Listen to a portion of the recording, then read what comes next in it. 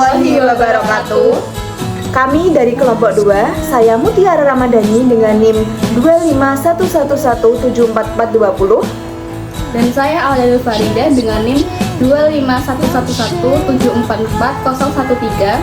Dan saya Nitrina Skanirum dengan NIM 25111744009. Di sini kelompok kami akan menjelaskan tentang teori perkembangan kognitif menurut Jean Piaget dan teori perkembangan bahasa menurut Vygotsky. Halo teman-teman, pernah nggak sih kalian lihat percobaan sederhana seperti 2 gelas berisi air dengan jumlah yang sama, tapi kalau salah satunya dipindahkan ke gelas yang lebih tinggi dan ramping, sebagian anak kecil akan bilang, yang ini lebih banyak. Padahal sebelumnya volume airnya tetap sama. Nah, inilah contoh nyata dari teori perkembangan kognitif menurut Jean Piaget, khususnya di tahap operasional konkret. Menurut Piaget, anak-anak melewati beberapa tahap dalam perkembangan berpikirnya. Pada tahap preposisional, sekitar usia 2-7 tahun, mereka belum memahami konsep konservasi, yaitu bahwa jumlah suatu benda tidak berubah meskipun bentuk atau tampilannya berubah. Anak di usia ini berpikir secara egosentris dan terfokus pada satu aspek saja, misalnya tinggi air.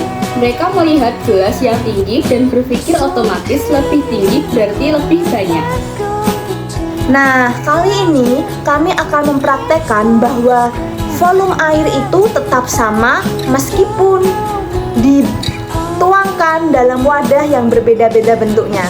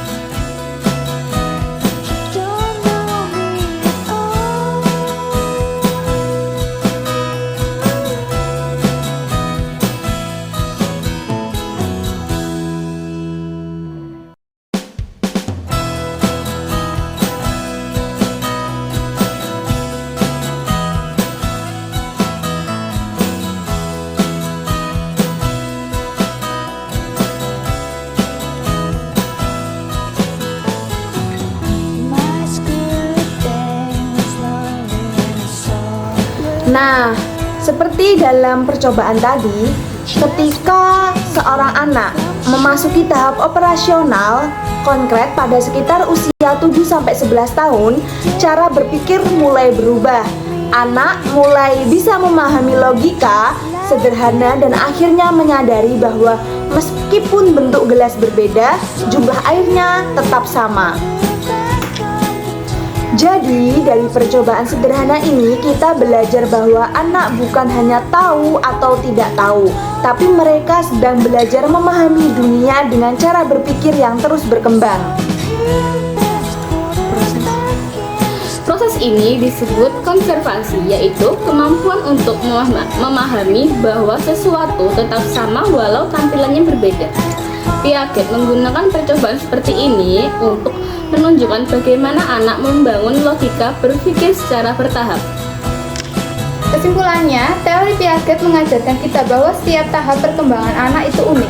Dengan memberi mereka kesempatan untuk bereksperimen, dan berpikir sendiri, kita sedang membantu mereka melatih logika dan pemahaman yang lebih dalam. Selanjutnya, saya akan menjelaskan tentang teori perkembangan bahasa menurut Vygotsky. Vygotsky menekankan bahwa perkembangan anak terjadi melalui interaksi sosial.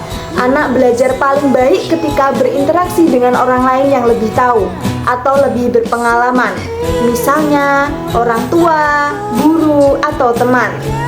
Konsep utamanya ada yang pertama, zona perkembangan proksimal atau ZPD, yaitu kemampuan yang bisa dicapai anak dengan bantuan orang lain. Yang kedua, yaitu ada scaffolding atau bimbingan sementara yang membantu anak memahami sesuatu sehingga mampu melakukannya sendiri. Dan yang ketiga, yaitu ada bahasa sebagai alat utama anak untuk berpikir dan memahami dunia. Bagaimana sih teori-teori perkembangan bahasa menurut Vygotsky ini jika diterapkan dalam kehidupan nyata? Contohnya yaitu pada perilaku menyiram tanaman, baik itu menyiram tanaman bersama dengan orang-orang yang dekat dengannya seperti orang tua, yang pasti anak ini akan dikenalkan dengan lingkungan sekitarnya. Saat anak ini menyiram tanaman, orang tua mungkin memberi arahan seperti arahkan air ke akarnya ya, jangan terlalu banyak. Anak belajar melalui interaksi verbal dan contoh langsung. Orang tua berperan sebagai orang yang lebih tahu dan memberi scaffolding atau bimbingan sementara.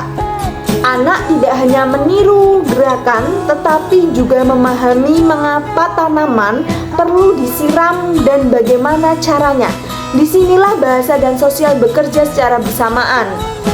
Kesimpulannya, saat menyiram tanaman, belajar sederhana seperti ini tuh menumbuhkan rasa tanggung jawab dan pemahaman melalui komunikasi, terutama komunikasi dengan orang-orang yang mengajarinya. Contoh yang kedua adalah bermain badminton bersama teman yang lebih pandai.